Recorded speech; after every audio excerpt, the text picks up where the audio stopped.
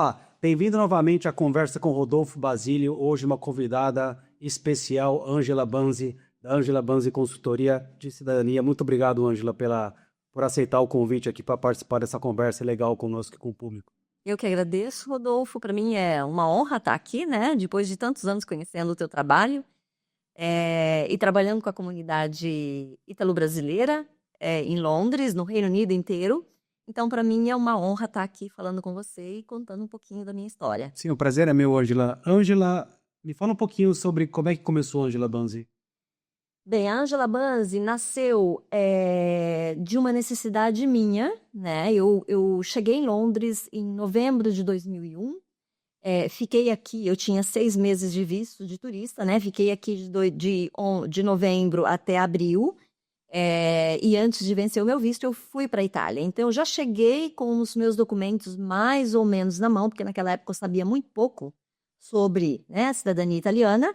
Sabia aquilo que me falavam, mas eu sabia que eu tinha direito. Sim. E aí, em abril de 2002, eu fui para a Itália com o meu filho mais velho, que tinha na época 2 anos. Fui para a Itália, fui para Milão. Fiquei 8 meses em Milão. Peguei a minha cidadania italiana, tive minha cidadania italiana reconhecida, né? Porque eu já nasci italiana pela lei 91/92. E aí eu voltei para Londres já como cidadã italiana, eu e meu filho, né? Voltamos para Londres como cidadãos italianos. Naquela época, todo cidadão italiano podia viver e trabalhar normalmente aqui no Reino Unido. O pai do meu filho também pegou o visto. E aí, já na Itália, eu tive esse insight, né? Que não existia ninguém aqui que trabalhava com esse serviço, com cidadania italiana, nem serviços consulares, né? Uhum. E o que eu tinha para oferecer para a comunidade brasileira? Eu falava italiano, o meu inglês era razoável, né? Porque eu já vim do Brasil falando inglês, eu tinha feito o curso de italiano no Brasil, porque eu sempre fui apaixonada pela nossa cultura italiana. Sim. E aí eu era a primeira a oferecer o serviço em Londres, porque tinha somente uma pessoa que vinha da Espanha para cá, pegava as pesquisas de quem estava aqui, desaparecia e depois reaparecia 3, 4 meses depois e não passava muito confiança para as pessoas. Tá, deixa eu ver se eu entendi então a ideia de onde nasceu. Você aplicou a sua própria cidadania na Itália, aprendeu sozinha como é que é o processo de fazer a cidadania italiana e se perguntou por que não fazer ou prestar esse serviço para outras pessoas que também precisariam do serviço. É isso, basicamente, ou não? Basicamente na verdade, eu contratei uma assessora na Itália, mas eu cheguei na Itália, ela havia prometido para mim que ela já tinha a certidão do meu bisavô. Tá. Que eu sempre soube que era de Mantova. Não tinha? Não tinha. Aí você correu atrás. E aí, como eu falava italiano, eu contatei 3 padres de 3 comunes que tinham o sobrenome do meu bisavô, e um deles me respondeu: filha, o documento do teu bisavô não vai estar nas paróquias, vai estar já no comune, porque ele nasceu a partir de 71, enfim, aí entra a questão da legislação italiana. E ali eu comecei a aprender como funcionava exatamente, né, legalmente o processo de cidadania. E eu fui com uma criança de 2 anos, né? E passei por muitas dificuldades na Itália, porque eu não tive o suporte que eu precisava receber com essa assessoria. E eu falei, não, eu não vou deixar que outras pessoas... Passe pela mesma situação. Exato. E aí você começou a assessorar nessa área e prestar esse serviço para as pessoas que estavam no Reino Unido? No Reino Unido. Eu voltei para Londres e aí eu fiz contato com um pesquisador na Itália, de muita experiência. Com a genealógica, é isso? Faz o trabalho de genealogia, né, que foi o meu professor, se chama Emir Mulato. Até hoje a gente tem contato, apesar de alguns anos depois eu começar eu mesma a fazer esse trabalho. Para buscar aqui, né, de quem que... A certidão do italiano, tá? Ou do italiano ou da italiana. E eu sou uma pessoa muito abençoada, né? Eu sempre tive muita sorte com as parcerias. Eu fiz parceria com o Emir e fiz parceria com uma filha de um cônsul honorário de Campinas. Na época, para legalizar uma documentação para ir para a Itália, tinha uma fila de 2 anos nos consulados italianos no Brasil. Ela, por ser filha de um cônsul honorário, ela conseguia fazer em 15 dias para mim. Então, assim, isso para o meu cliente era uma super vantagem. Então, eu cobrava uma taxinha para intermediar isso, para passar para ele, fazer uma primeira conversa, explicar para ele o que ele precisava reunir. Né? Você ia trazendo a pessoa de processo em processo. Em processo, exatamente. Sim, então você era como a organizadora do processo. Eu tinha né? os profissionais que faziam o serviço. Sim, e você fazia isso aqui, ó. Exato. E ia resolvendo e trazendo até o que tinha que fazer, porque é um caminho longo. Exato. É isso, na verdade. Exatamente. Na verdade, você acabou oferecendo uma solução para o cliente que ele não ia conseguir de jeito nenhum fazer sozinho, porque é um processo trabalhoso e é de passo a passo. E você só consegue fazer o próximo passo quando você termina o primeiro, é isso? Exatamente. É isso. E Rodolfo, veja bem, quando você fala aquilo que o cliente precisa ouvir e você passa essa confiança para ele, não importa onde você está atendendo ele. Os meus primeiros clientes eu atendi num pub. Sim. Né? Sim. Então, aquilo que eu trouxe para eles tinha tanta, trazia com tanta segurança para eles que não influenciou. E aí, um foi passando para o outro, você sabe. E o telefone não parava de tocar. Não parava de tocar. Naquela época, a maioria eram... Isso nós estamos falando de qual ano? Isso é 2002, 2003, tá? Porque eu comecei a trabalhar em 2002, 2003 foi o boom. A maioria dos meus clientes estavam em escolas de inglês, registrados em escolas de inglês, trabalhando nos restaurantes, nos cafés. E aí, um começou a passar para o outro, todo mundo queria sair do visto de estudante e ficar legal aqui. Sim. E 2003, 2004, eu tive um boom de trabalho, né? E eu realmente não estava preparada para isso. Foi muita coisa. Sim. Vamos falar um pouquinho depois sobre a questão vamos chamar de regulatória, do processo da cidadania. Vamos falar um pouquinho sobre... A primeira pergunta que eu tenho curiosidade é por que demora tanto tempo? Não? Por que atrasa? Por que processo longo? Só para eu entender. Na verdade, não deveria ser um processo longo. Na Itália é isso, né? E é igual ou melhor que os outros países ou não? Na Itália não é longo. Era relativamente rápido o processo na Itália, tá? Nós chegamos a fazer processos, né? Que é uma coisa que a gente não pode prometer para todo mundo, porque cidadania italiana não é uma receita de bolo que serve para você e serve para esse ou para aquele. Cada família tem o seu histórico e cada processo de cidadania é único, né? Mas nós chegamos a fazer processos de cidadania italiana na Itália que foi concluído em menos de 2 meses. Ah, legal. Aí sim, a máquina funciona. Exato. Mas esse é o processo de cidadania presencial num comune italiano. Mas vamos falar daqueles brasileiros que têm direito à cidadania italiana, que não querem sair do Brasil e querem obter o reconhecimento da cidadania italiana através de um consulado italiano. Tá. Nós tínhamos, né, até antes do último decreto, que foi em 28 de março desse ano, Consulado Italiano de São Paulo, 13 anos. Consulado Italiano de Curitiba, 10 anos de fila. Rio Grande do Sul, 7 anos. Belo Horizonte, essa média de 7, 8 anos. E quando você espera 7, 8, 9, 10 anos para ter uma cidadania? Enquanto isso, você não tem passaporte, você não pode viajar, não pode... É inconcebível isso, né? Até porque na Constituição e na Lei de Cidadania Italiana de 1991, de 1998, a Lei 91 de 1992, é claro que um processo de cidadania italiana tem que ser reconhecido dentro de 24 meses. Então, nenhum consulado no Brasil estava cumprindo com esse prazo. Estourava 6 vezes o prazo. Exato. Em 2009, 2012, por aí, as pessoas começaram a entrar com processos judiciais contra o consulado. Contra os consulados. Ela está atrasando, então... O primeiro processo venceu a causa, abriu precedente para todo mundo. Copiou e bum. E no começo, nem todo mundo acreditou muito, foi devagar, tal, mas aí 2017, 2018, a internet veio e expandiu essa informação. E todo mundo começou a entrar com processos judiciais na Itália. E é que acontece agora, está lotado de processo lá. Exato. Mas ainda tinha a possibilidade de fazer o presencial na Itália, né? Lá. No final do ano passado, setembro, outubro do ano passado, o governo italiano começou um processo de marketing para a demonização do cidadão italiano brasileiro, né? Em todas as redes. Sim, bacana. Na televisão, nas redes sociais, enfim, dizendo que o brasileiro só queria a cidadania italiana para viajar para Miami, que todos os processos de cidadania italiana eram irregulares, tal, pegou. Ou seja, casos esporádicos, generalizou para conseguir baixar esse decreto, né?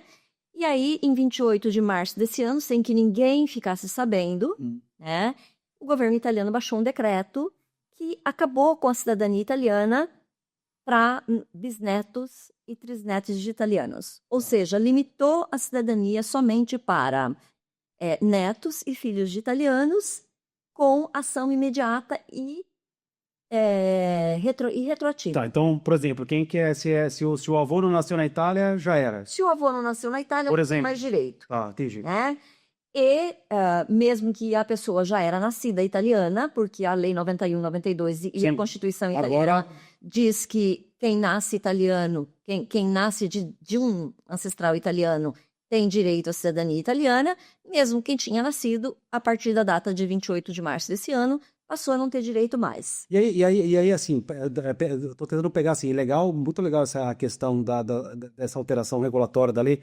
E aí, o que isso implica? O que isso afeta? O que isso impacta, nesse caso, no caso da tua empresa, por exemplo? Uma empresa de serviço que trabalha com cidadania italiana, mais por descendência e casamento, né, além dos outros serviços consulares que vocês fazem, esse tipo de alteração de lei, por exemplo, de decisão judicial da Itália, como é que isso impacta a tua empresa no dia a dia, na forma que vocês fazem as coisas? E o que você tem que fazer para você poder se adaptar e conseguir, enfim, sobreviver a esse tipo de alteração? É bom que você toca nesse ponto, né, Rodolfo? Porque hoje nós temos registrados oficialmente no consulado de Londres, tá? Nós não estamos falando do consulado italiano de Manchester e nós não estamos falando do consulado italiano de Edimburgo, que estão no Reino Unido. São os 3 consulados do Reino Unido, né? Hoje, no consulado italiano de Londres, nós temos aproximadamente 45 mil brasileiros com cidadania italiana inscritos no AIRE. E todos os dias chegam clientes para mim, me dizendo, olha, fiz a minha cidadania em 2017, 2020, 2014, venci o meu passaporte e eu não consegui renovar porque eu não tenho inscrição no AIRE ainda. Ou seja, tem muita gente que nem sabe que tinha que se inscrever para renovar o passaporte. Então, a nossa empresa, aqui em Londres, aqui no Reino Unido, ela se especializou mais na prestação de serviços para quem já é cidadão italiano. Serviços consulares. Serviços consulares. O cidadão fez a cidadania italiana na Itália, através de uma ação judicial, no Brasil, veio para cá, e aqui ele se casou, através de procuração no Brasil, se casou aqui, se casou na Itália, se casou na Bélgica, enfim, não interessa onde ele se casou. Ele precisa registrar esse casamento, ele precisa traduzir, apostilar esse casamento e fazer esse registro do casamento através do consulado de Londres, que é onde ele está inscrito no AIRE. E aí vocês fazem tudo isso para o cliente, é isso? Isso, tudo isso. O AIRE é Anágrafe dos Italianos Residentes no Exterior. É uma sigla. Todo cidadão italiano precisa, é obrigatório por lei, a ter esse registro. Tá? E ele precisa fazer esse registro do casamento. Se ele divorciou, ele precisa registrar o divórcio. Se nasceu um filho, ele precisa registrar esse filho, ok? Se ele casou de novo, se ele não registrou o primeiro casamento e o divórcio, ele não consegue fazer o registro do segundo casamento. Se ele não fez o registro desses 3, ele não vai conseguir registrar o filho. Entendi. Então, todos esses serviços nós fazemos. Tem pessoas, tem clientes nossos que, você sabe, a nossa comunidade, ela trabalha muito, né?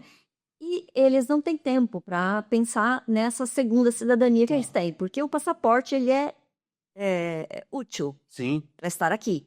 Mas eles não pensam nas obrigatoriedades. E aí chega o momento de registrar um filho. Que história, tem um problema, não tem como resolver, porque não tem, aí você vai e resolve. A gente faz todo o resto. Agora, então, assim, essa questão da adaptabilidade, de adaptar a empresa. Há anos atrás, quando vocês começaram, vocês faziam mais o serviço lá, né? Faziam mais cidadania por descendência ou casamento lá, faziam muito. Agora vocês são praticamente, vocês estão mais orientados na área de serviços consulares. Essa mudança, como é que é adaptar uma empresa de serviço de acordo com esse tipo de alteração que tem em função da consequência de lei, como é que é gerenciar isso aí? Você tem que estar toda hora de olho? Toda hora de olho. E, na verdade, Rodolfo, eu fui muito pela intuição de perceber o que é que a minha clientela precisava, né? Porque eu comecei, na verdade, numa época que estava todo mundo aqui com visto de estudante. Tá. As pessoas precisavam de cidadania italiana. Eu não estava na Itália para prestar esse serviço. Entendi. Então, eu fiz a ponte para que essas pessoas tivessem o processo Aqui lá, pronto. eu lembro que vocês faziam um monte de trabalho lá. E eu tinha uma pessoa que recebia esses meus clientes na Itália. Depois eu passei a fazer esse trabalho na Itália Isso. também, né? Então, a partir do momento que a gente tinha as casas na Itália, nós passamos a oferecer esse serviço lá também. Eu lembro disso. Quando começou o boom da cidadania via judicial, esse cliente que estava aqui, ele queria colocar os parentes também. E aí começou a ficar muito mais conveniente para eles fazerem em família judicial, Sim. continuar aqui, Sim. né? Enfim, Quer dizer, você adaptou o seu serviço Eu- para poder a necessidade para atender a necessidade Sim. do cliente, tá? e facilitar o processo também. E aí, muitas pessoas que já tinham feito a cidadania conosco na Itália tinham familiares no Brasil que queriam fazer a cidadania, mas não queriam sair do Brasil. E aí a gente começou a atender esses familiares, né? Hoje nós temos famílias de 38 pessoas, né? Sim. De uma família que... Italiano gosta de filho, né? De uma família que eu fiz primeiro de uma arquiteta que vive aqui em Londres, depois eu fiz de um primo dela, depois eu fiz de um sobrinho, tudo na Itália. Esse que demora, em média, 3 meses. Só que esses parentes que estão no Brasil são médicos, são dentistas, são advogados. Eles estão lá, mas eles querem a cidadania italiana e não querem sair do Brasil. Então, aí a gente reuniu esse pessoal todo e estamos fazendo o processo via judicial. Sim. Então, a minha empresa, desde que eu comecei, foi passando por transição Sim. de serviços. E em função também dessas alterações regulatórias. Das alterações regulatórias, da Não, assim, mas cliente. a ideia do serviço vem antes da mudança da alteração regulatória ou vem depois? Vem depois, não? Depois que você fica sabendo que vai mudar, vai precisar disso. Podemos oferecer isso para o cliente? Essa que é a fórmula, não? Exato. O bom de você ter bons parceiros e bons contatos, né? É justamente, talvez, você ter essa informação um pouco antes do que ela vai acontecer. Sempre. Né? Por exemplo, a gente, a parte o decreto, mas eu sempre tive bons contatos dentro do consulado italiano e a gente sabia mais ou menos qual era a movimentação com relação O que ia acontecer? quando ia mudar alguma coisa, quando ia atualizar alguma coisa. Então, assim, saber disso um pouco antes nos davam condição de nos preparar para oferecer o serviço que vinha pela frente para o cliente. Você fala bastante de parceria, né? De parceria de sucesso. Né? O que define uma parceria de sucesso? Tem muita gente, muito empresário, no meu caso, por exemplo, nas empresas que eu participei, enfim, que eu participo, eu, na verdade, tenho um pouco de dificuldade, né, com os meus parceiros. O que você faz? O que você vê? Qual que é o critério que você tem de saber se o parceiro é um parceiro bom ou não? Eu acho que é difícil a gente saber, né? Até você começar a trabalhar com esse parceiro, né? Eu posso citar o Emir Mulato, que era um pesquisador. Eu aprendi com ele e, a partir de um certo momento, eu fui fazer o trabalho. Mas até hoje eu mantenho contato com o Emir, né? Hoje eu presto serviço para eles daqui de clientes que querem fazer cidadania, porque as filhas deles se tornaram advogadas que trabalham com cidadania judicial. E às vezes eles atendem clientes aqui, precisam de documentos britânicos, então eu faço tradução e apostilamento com a minha parceira Simona, que é uma napolitana, né, que é uma tradutora juramentada aqui, e ofereço serviço para eles. Então, quer dizer, a nossa parceria, em fato, nunca acabou, porque a gente continua um oferecendo serviço para o outro. Sem as suas parcerias, a sua empresa não daria certo, não? Não daria certo, né? Você não ia conseguir fazer todos os elementos do processo de jeito nenhum. Não consegue, né? Então, hoje eu tenho a Simona, que é a minha parceira desde 2011, e eu acho que o segredo de uma boa parceria é cada um manter o seu, Sim. né, no lugar, sem um interferir muito no do outro. Então vamos lá, viu? Deixa eu ver se eu entendi então, a sua forma de pensar, de analisar a situação. Você acredita mais em parceria que sociedade, não? Eu acredito mais em parceria que sociedade. Por que hoje. você acha? Porque eu já tive 2 sociedades que não deram certo, né? Eu acho que quando você traz o sócio para muito próximo daquilo que você faz, com toda a experiência que você tem, o sócio acha que tudo isso é muito fácil, que é muito fácil ganhar dinheiro. E não é, na verdade, né? E quando as pessoas acham que tudo é muito fácil, né? Eu vou me separar dessa sociedade, vou abrir a minha empresa amanhã eu vou começar a ganhar a mesma coisa, né? E aí vê que não é por aí. Não é por aí. Você sabe disso, né? Sei, bem. Então, assim, isso já aconteceu comigo 2 vezes. Hoje eu não tenho mais medo de perder sócio, Sim. né? Porque eu sei, a minha empresa é uma empresa sólida. Por quê? Porque o meu cliente virou o meu marketing, né? Eu estou há tanto tempo no mercado que o meu cliente tem uma segurança tão grande no que eu faço que ele sabe que hoje pode ter um sócio que vai sair, enfim, um funcionário que vai sair e vai abrir uma empresa. Mas você acha que tem sociedade que dá certo ou não? Pode até ser, mas a sociedade só vai dar certo quando o outro sócio não precisa do teu dinheiro. Entendi. Quando ele entra na Todo mundo junto, mesma participação, todo mundo entra com Exatamente. dinheiro. Exato. Não é aqueles de que eu entro com dinheiro, o sócio entra com suor. Não. Porque tem isso, né? O Não. sócio com dinheiro e trabalha, e o outro só com suor. E no final, Na se verdade, der errado, só um perde o dinheiro. Os dois perdem suor e um perde o dinheiro. Exatamente. E como tomar uma decisão? Como você acha que é a melhor forma de tomar uma decisão quando você tem uma sociedade? Quem que é o líder? Quem que manda? Quem que decide? Como é que faz isso aí? Eu sempre fui sócia majoritária, né? Até porque quem construiu tudo fui eu.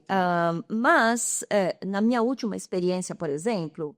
Você deu uma participação, então, no seu caso? Eu dei uma participação nesse caso, por eu não estar presente onde está o escritório hoje, no Brasil.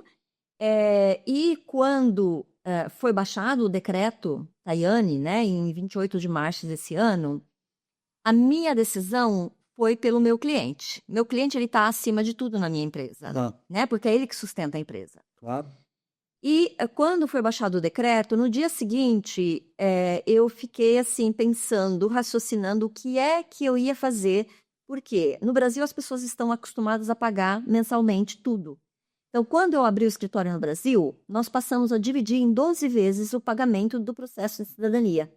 Porque as pessoas no Brasil estão acostumadas a fazer tudo em parcela no Brasil, né? As pessoas não estão habituadas a pagar tudo à vista. No Reino Unido não, né? No Reino Unido as pessoas gostam de pagar à vista. Mas mesmo para quem está no Reino Unido e que queria pagar no Brasil, tudo bem para nós. Nós emitimos o boleto e ele paga lá no Brasil sem problema nenhum. Então, a gente parcela no Brasil em 12 vezes para o cliente pagar tranquilamente. Tem gente que tem melhor condição de vida, pode pagar, né? Outros não tanto. Então, 12 vezes é justo para todo mundo.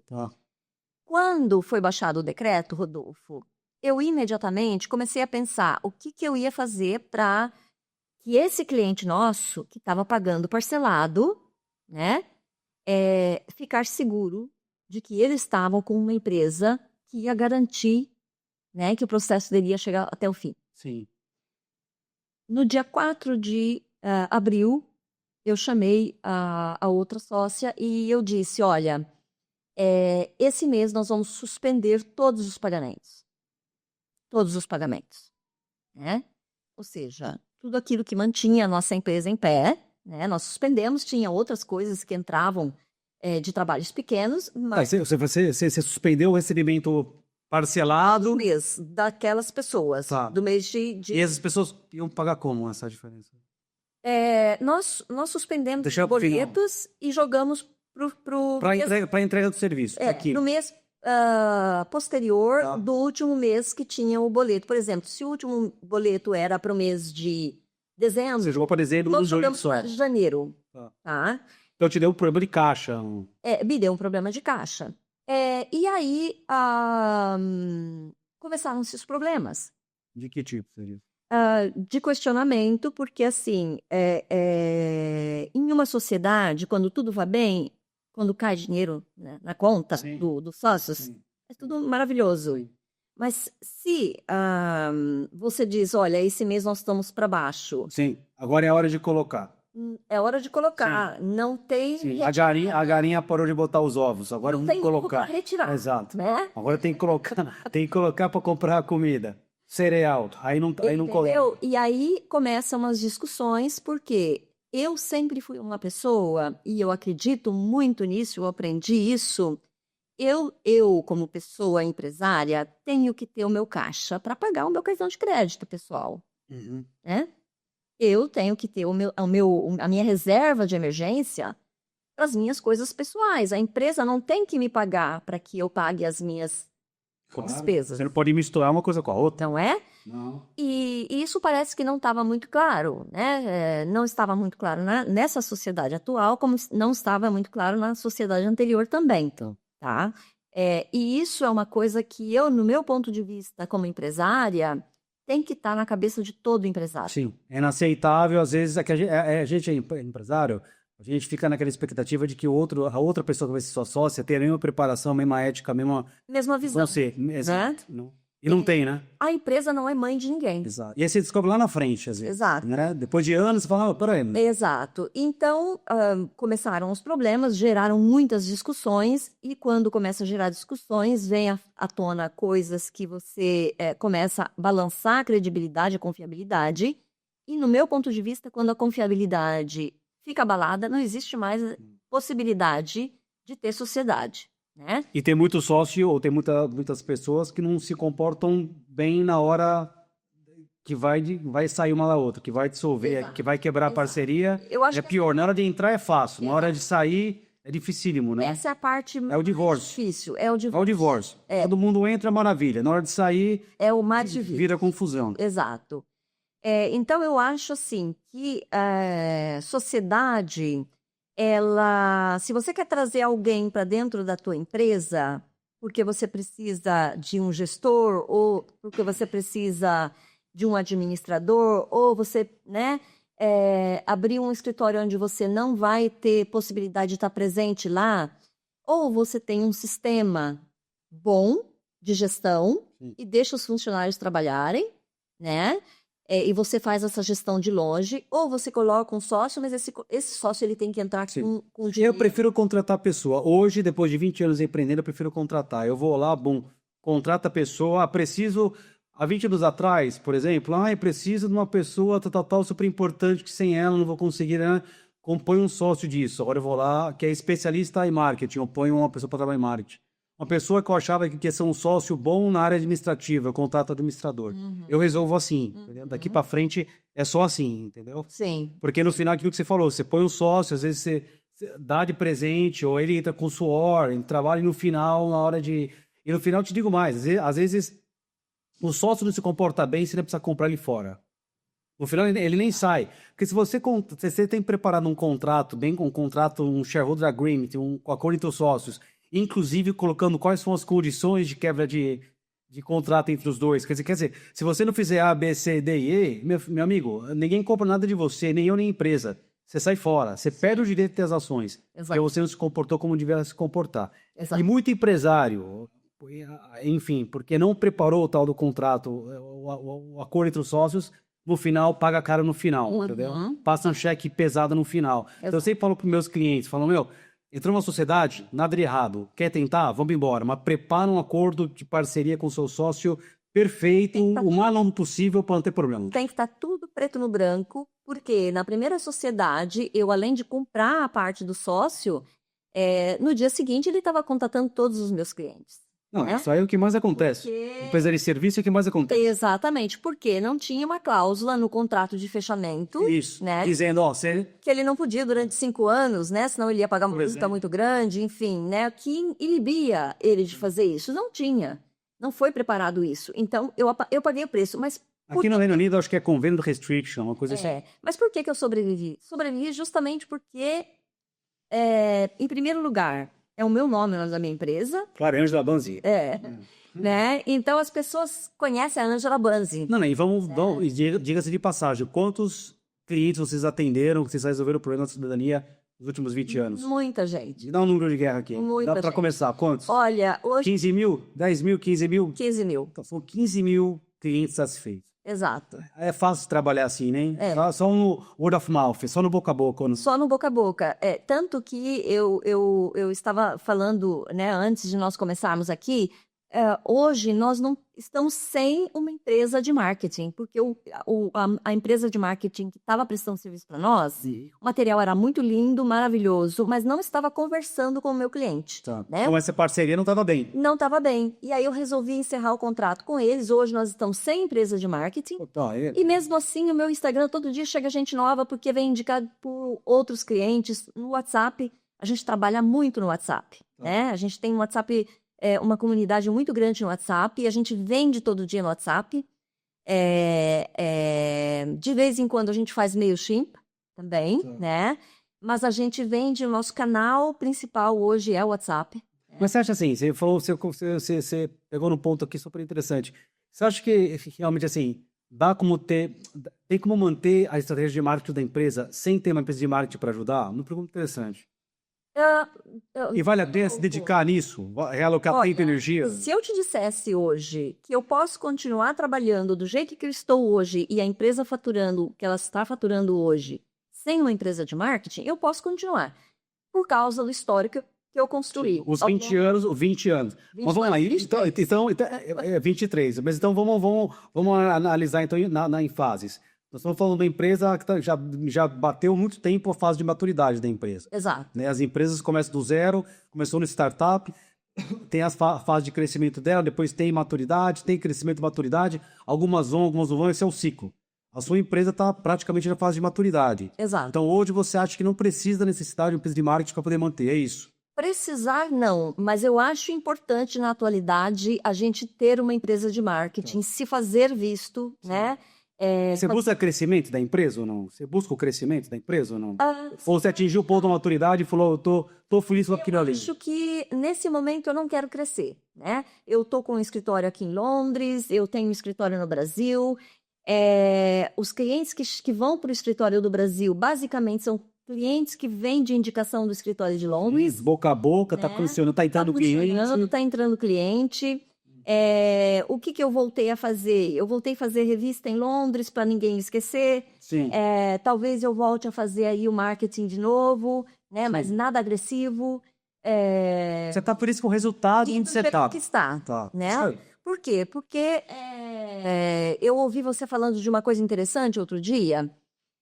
Hoje, para crescer, você precisa trazer mais gente. Então, gestir mais gente vai te dar muito mais trabalho. Sim. Né? E, de repente, você vai trazer uma pessoa que vai acabar contaminando o seu time. O time hoje está bom. Né? O empresário também tem que se atentar muito a isso. Né? Vai trazer gente para contaminar? Tá bom do jeito que tá? Vamos Sim. crescer devagarinho e, de repente, trazer mais um. Quando aquele estiver bom... Vamos orgânico, tranquilo, passo a passo. Passo a passo. Às vezes, compensa muito mais do que você querer expandir muito. Sim. E aí, depois, né? Mexe no time, cresce demais, dá o passo maior que a perna. Exato. Hoje a empresa está com performance financeira boa. E aí, no final, você quer dar um pulo do 1 para o 5. Você vai ter que passar por toda essa fase de estresse da empresa. Exato. E aí tem empresário que decide não querer fazer. Exato. Você acha que tem alguma coisa errada em não querer fazer ou não? Eu acho que não. Eu acho que tá tudo bem, sabe? Eu acho que é só uma questão da gente... administrar o nosso ego. Sim. E o que você acha desse pessoal da internet aí? Tem um monte de guru, business guru. Eu tô dizendo isso porque, né, o meu lance da internet é coisa nova. Eu sou ainda o empresário tradicionalista.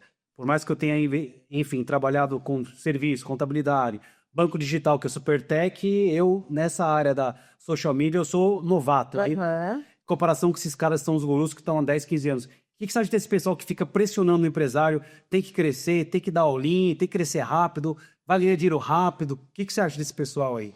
Qual que é a mensagem que você gostaria de dar para esse pessoal aí? Eu acho o seguinte, né? Cada um sabe em que tipo de terra quer pisar, né? Eu acho que tem gente que quer isso, que procura isso, evidência, precisa dessa sustentação do ego. Sim. E eu acho que tem gente que não precisa disso, que tá bem no cantinho ali trabalhando, né? Com tudo em dia, entendeu? Sem correr muitos riscos. Eu acho que depende muito do grau de risco que o empresário quer correr. Sim. Aí você falou tudo agora, é o gerenciar risco. O que o empresário às vezes não entende, ou a pessoa que está entrando tem que aprender, é que o sucesso de quem monta uma empresa de sucesso, né? De quem tem sucesso é que ele sabe gerenciar o risco. Ele assume o risco, mas ele gerencia. Então, o empresário que é o esperto, que é o cara que sabe, que é o cara que tem experiência, ele sabe que ele põe o pé, mas não põe o corpo todo. Exato. E aí fica esses business gurus, esse pessoal aí da internet dizendo que você tem que colocar all-in, o único jeito que tem de dar certo é dessa maneira. Né? Inclusive no Brasil tem umas ondas lá, né? Tipo, principalmente nas cidades mais de interior, quem não fizer o curso do fulano de tal não é bom empresário, né? Porque agora tem lá, enfim... Não vou citar nomes para não comprometer ninguém, mas, enfim, eu acho que, de novo, né, você está começando o teu negócio agora, não olha para a internet como se aquilo ali fosse a receita de bolo, O que funciona. o que funciona, porque Sim. aquilo ali pode funcionar para um, mas não vai funcionar para o outro. Você tem que olhar para o teu negócio Exato. e o que é que o teu negócio precisa para que ele possa dar certo. Porque em todos os lugares do mundo, as empresas, a maioria das empresas falam antes de 2 anos, Sim. né? Sim. E você está disposto a assistir uma aula, né, ou uma mentoria de um guru e meter as caras e ir lá e arriscar a Sim. entrar no teu negócio, tudo, dobrar perde teu tudo. dinheiro, Perde perder tudo? Ou você quer começar devagar, olhando para o teu cliente, olhando a necessidade do teu cliente, vendo o que teu cliente precisa, priorizando ele, Testando ele, testando, né? Mas principalmente, Rodolfo, eu aprendi uma coisa, que antigamente todo guru de empresário falava, o cliente tem razão sempre. Eu aprendi uma coisa, o cliente não tem razão sempre. Na minha área, principalmente, o cliente não tem razão sempre. Sim. O cliente tem razão quando ele tem razão. Sim. Quando ele não tem razão, ele precisa escutar o que eu tenho para falar. Com certeza. Né? Sim. Então, o meu cliente é a peça principal da minha empresa, mas se ele tiver que escutar, não vou pegar o teu processo, porque o teu processo não é um processo legal, tem uma coisa ali dentro que vai, lá na Itália, colocar a minha empresa em dúvida, Sim. vai arriscar a reputação da minha empresa, eu não pego esse cliente, eu dispenso esse cliente. E hoje eu estou nessa posição de dispensar esse cliente. Porque eu não vou colocar a minha reputação, o que eu construí durante 23 anos, por causa de um cliente. Sim. E quantas empresas que começaram prestando serviço do mesmo tipo de serviço pro mesmo tipo de cliente e não conseguiram sobreviver os 20 anos, não? Bom, aqui em Londres eu já, né, eu estive aqui por 22 anos e eu pude ver diversas pessoas, Empresas que entraram, saíram, não cuidaram. E que desapareceram. Né? Apareceram e desapareceram com a mesma velocidade. Por quê? Porque fazem parcerias com pessoas, né, que têm muita abrangência, começam a pegar muita coisa, crescem demais a expectativa, né? E aí não tem tempo para olhar com lupa aquilo que é necessário. Sim. Né? E acabam caindo na malha fina, como se diz, né? Sim. Acabam sendo pegos por coisas que não deveriam ter feito. Sim. E tem que sair pela porta dos fundos. Né? Fraude, né? Exato. Fraude de aplicação. Exato. Né? Classificação, essas coisas. Exatamente. Você sabe disso e a gente sabe que na área de cidadania italiana é cheio de fraudes, né? Tem muita gente, né? E não... A maioria são pessoas que trabalham honestamente, trabalham direito, mas porque apareceram muitas empresas, muitas pessoas fazendo fraudes, isso comprometeu o nome de todo mundo, né? Então, todo mundo olha para o assessor assim, meio com o pé atrás. Então, você tem que ter reputação, você tem que ter autoridade, você tem que ter indicação de alguém. É muito importante a indicação uma pessoa tem que é muito importante recomendar. Recomendar, exatamente. Então, assim, é isso, né? Eu tenho uma curiosidade aqui. O que você acha que são as características fundamentais para quem quer empreender, para quem vai se tornar empresário? O que você acha? Me dá aí 3 características que você acha que o empresário tem que ter ou ele tem que aprender para ele poder empreender. Primeira coisa, ele tem que ter a certeza que vai chegar no final do mês e ele pode não ter o salário. Isso. Essa é a primeira coisa. Isso aí. Né? Vai trabalhar de graça. Ele vai trabalhar de graça. Ele vai chegar no final do mês, no começo. Cadê o dinheiro? Cadê o dinheiro? Não tem. Então, ele tem que se preparar antes. Se ele trabalha numa empresa, se ele, né, enfim, trabalha como self-employment, faz um caixa, né? Abre o teu negócio, mas deixa aquele caixa lá para você colocar primeiro. Sim. Porque durante um período você vai colocar. Né? Senão você vai consumir o ovo da galinha antes. Exato. Se for prestação de serviço, que é você o prestador de serviços, talvez um pouco menos, né? Porque é você que está prestando serviço, você está cobrando por aquilo. E as despesas administrativas vão ser menores. Talvez você pode começar remoto. Exato. Mas a primeira coisa é basicamente isso. Segunda coisa é ter claro na área que você vai atuar. Como que é o mercado? Quem são os seus concorrentes? Como que eles se comportam, né? E você tem que ter alguma coisa como diferencial. Sim. Né? Tem que ter uma coisa como diferencial. Mas e o de vocês, qual que é o diferencial de vocês? O meu diferencial é ser transparente, Tá. né? A transparência conosco sempre foi o nosso diferencial. O cliente gosta de escutar ou não gosta de escutar, a gente vai sempre falar a verdade para ele. É o que ele estava esperando ou não é o que ele estava esperando? Isso aí. Nós vamos sempre falar a verdade para ele. E você né? se deu com vida, com cidadania, com futuro, quer dizer, é um trabalho de responsabilidade sensível. total. Não, É muito sensível. é brutal. Né? Imagina se eu chego para Brutal. pessoa e Ó, falo, você não tem passaporte aqui agora porque o que é que você... e nesse momento agora, né? Dia 28 de março, entrou um decreto. Você segurou todo o trabalho, provavelmente porque você falou, peraí, gente, agora vamos segurar e esperar. Então, assim, o que a gente fez? A gente, durante 3 meses, aquelas pessoas que estavam na metade do processo já, a gente concluiu a pasta deles com o nosso dinheiro, com o dinheiro da empresa, e por 3 meses as pessoas não pararam. Sim. Tem que ligar e falar, ó, aconteceu essa mudança aqui. Nós jogamos todos os boletos deles para janeiro, fevereiro e março. Tá. Entendeu? Tá. E aí nós estamos segurando. Esperando a hora... Esperando a Corte Constitucional derrubar a lei atual, que foi convertida em lei no dia 24 de maio, né? E que agora é a lei vigente, né? Então a gente tem advogados entrando com ação agora? Sim. Tem, mas eu falo para o meu cliente, você quer pagar 2 vezes? Sim. Porque se a gente entrar com uma ação agora, a gente vai entrar com uma ação contra a lei atual. Se a corte derrubar a lei atual, o advogado vai querer receber de novo. Tá, entendi. Né? Vai receber em euros. E os tribunais cobram 600 euros por pessoa que entra na ação como taxa do tribunal. Ou seja, hoje tem o valor do advogado, né, os honorários do advogado italiano, que é em euros, e tem mais 600 euros por aplicante, né, que a pessoa vai pagar hoje. Digamos que em outubro a corte derrube essa lei atual. Se derrubar, volta a funcionar o processo. O processo que foi ajuizado agora, ele vira um processo nulo.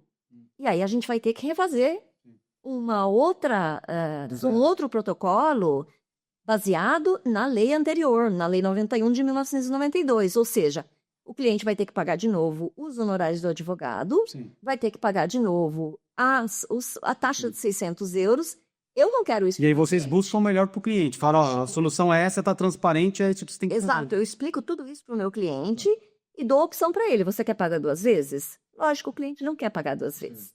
E aí ele entende que nós estamos sendo transparentes. Sim, é uma empresa que dá transparência total. E E a terceira?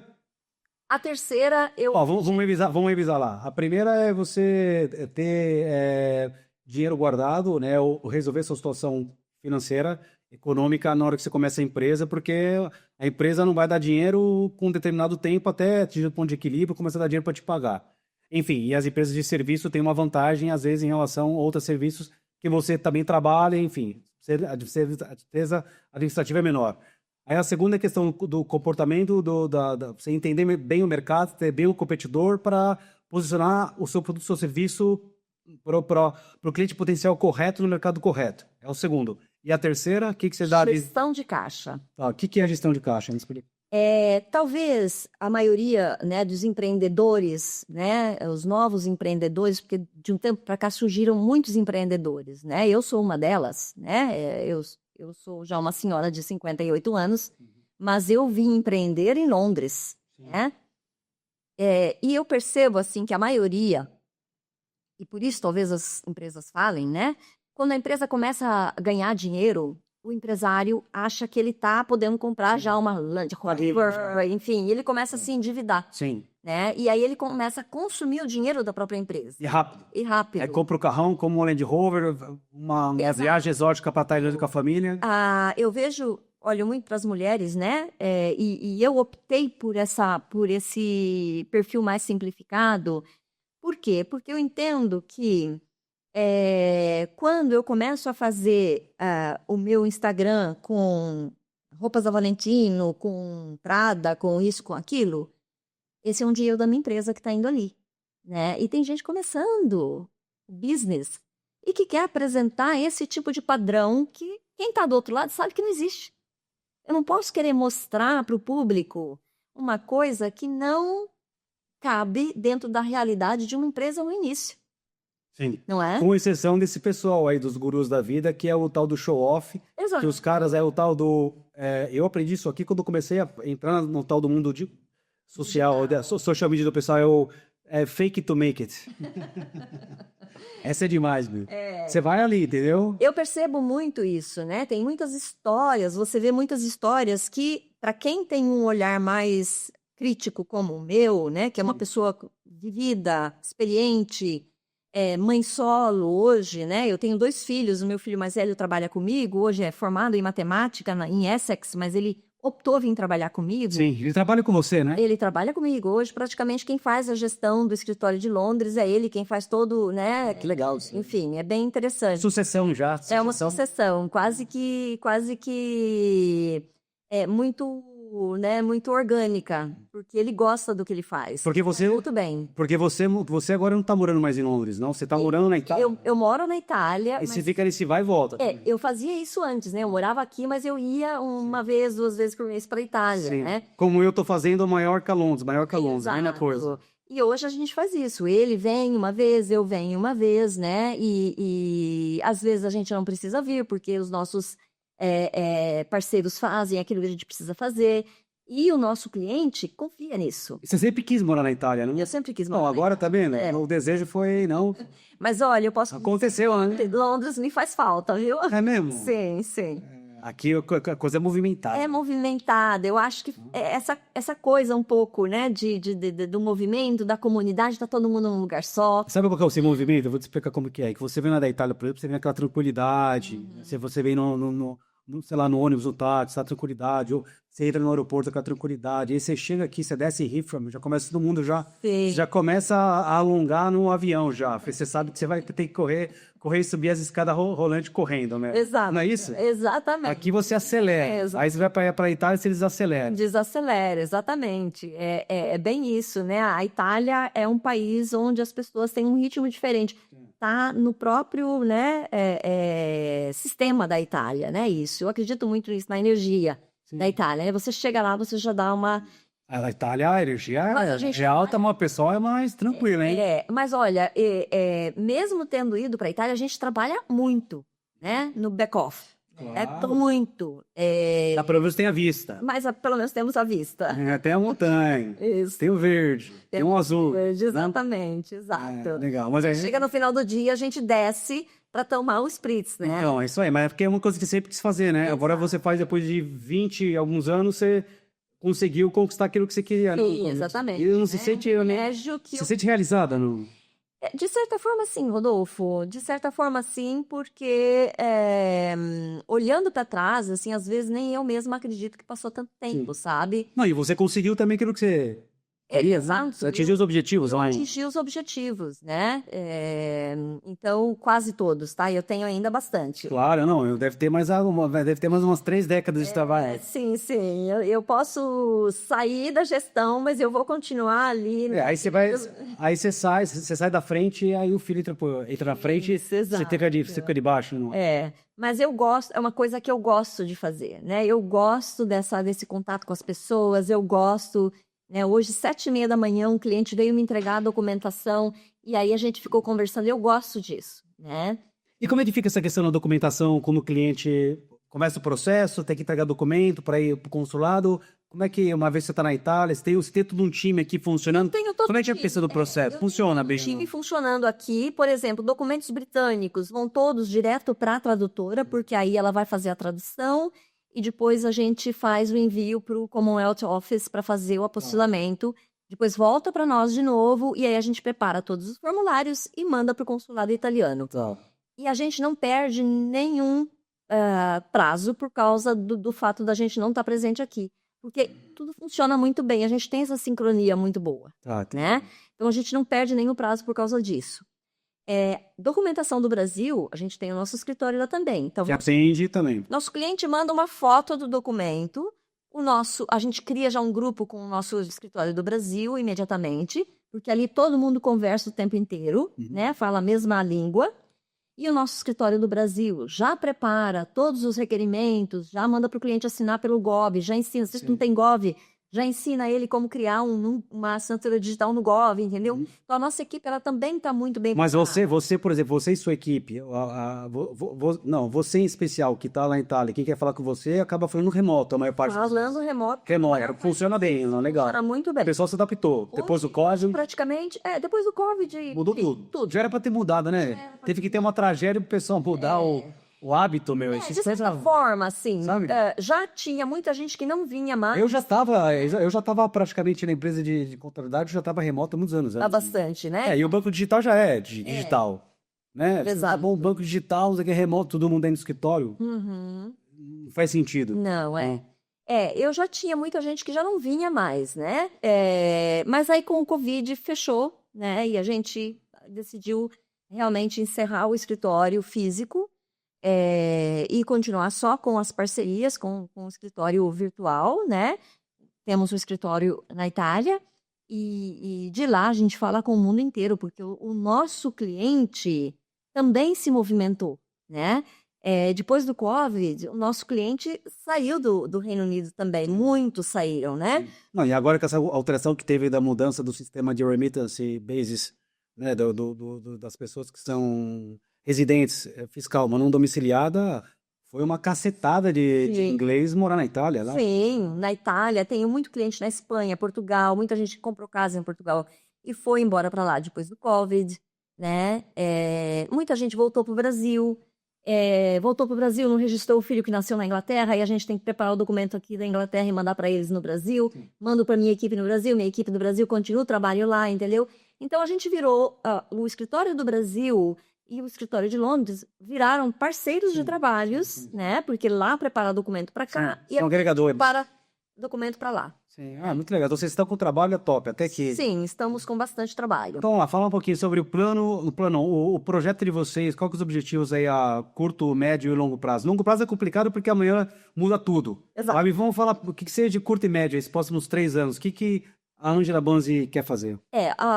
O escritório do Brasil, nós tínhamos pausado, pegar novos processos, montar novos processos para a cidadania judicial. Hoje nós já voltamos a montar de novo, porque existe essa iminência aí da lei atual ser derrubada, e aí a gente vai entrar, né, com o processo pela lei anterior, sem problema nenhum. O escritório do Brasil, a nossa previsão é de crescimento seguro, mas, né, orgânico, tranquilo, sem nenhuma pressa. Crescimento orgânico natural, 15% ao ano. Exato. O de Londres também, porque o Victor tem intenção de voltar para a Inglaterra, ele quer voltar para Londres, os amigos dele todos estão aqui, né? Ele sente muita falta de Londres. Então eu acredito que para o ano que vem ele volta para cá. Ele voltando para cá, talvez a gente dê um passinho de expansão. Acelerar um pouco, porque aí ele veio para tomar L. Exato. E é isso, né? Sempre com os pés muito no chão, com a certeza de que o nosso cliente vai ser sempre bem atendido, dentro dos prazos, com segurança, com transparência, que é a nossa palavra-chave. O que eu sempre digo, que o segredo para ter sucesso é consistência, persistência, resiliência. É esses 3, sabe? E transparência, é o quarto que você acabou de adicionar. Exato. Tendo essas 4 características, aí o empresário vai, abre, trabalha duro que dá certo. Exato. É isso. Exato, é isso. Então, vamos lá, Ângela, para aqueles que querem, talvez, procurar um pouco de informação sobre cidadania de casamento, descendência, serviços consulares, enfim, pesquisa genealógica... Como é que faz para entrar em contato com vocês? Olha, o modo mais fácil de entrar em contato conosco é através do Instagram, né? angelabanzi.oficial. Angela Banzi com Z, .oficial. Lá no link da bio tem o telefone, o WhatsApp do escritório do Brasil e do escritório aqui da Europa, né?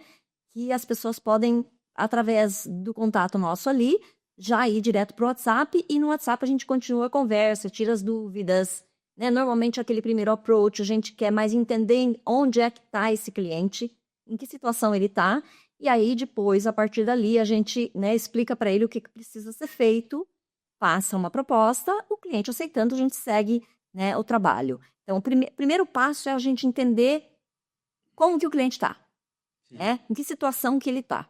E a partir dali, a gente dá prosseguimento ao trabalho, né, dando todo o suporte que ele precisa, tanto, né, para serviços consulares, quanto para a cidadania judicial, quanto para a cidadania por matrimônio para aqueles que já são casados com um cidadão italiano. Muito bacana, Ângela. Novamente, aí, muito obrigado por aceitar o convite para poder participar aqui nessa conversa com o Rodolfo Basílio. É um grande prazer aí em tê-la aqui. Já te conheço há praticamente 2 décadas. E é um prazer tê-la aqui, porque é uma empresária, imagina, que está há 2 décadas batalhando, trabalhando duro, e aí é onde vem o resultado. Obrigado novamente por aceitar o convite, Ângela Banzi. Eu que agradeço, Rodolfo. É uma honra para mim estar aqui, como eu já disse para você, e realmente eu, né, gostaria de poder contribuir com novos empresários, com empresários que estão aí, que entraram no mercado de alguma maneira né, estou à disposição. Gente, novamente gostaria de agradecer a participação de Ângela Banzi, uma empresária de sucesso que está há 20 anos empreendendo aqui no Reino Unido, uma trabalhadora que tem trabalhado duro, né, persistência, consistência e resiliência, e como ela disse também, transparência, que é o segredo para você, empresário, ter uma empresa de sucesso. Não tem atalho, não tem como você achar que as coisas vão dar certo da noite pro dia. Ser empresário é duro, mas você que quer empreender, acompanha o nosso canal, acompanha a conversa com o Rodolfo Basílio, que a gente está sempre com empresários de sucesso aqui, dando dicas para que você evite os erros mais comuns quando você começa um negócio próprio. Fico por aqui, um grande abraço, Rodolfo Basílio.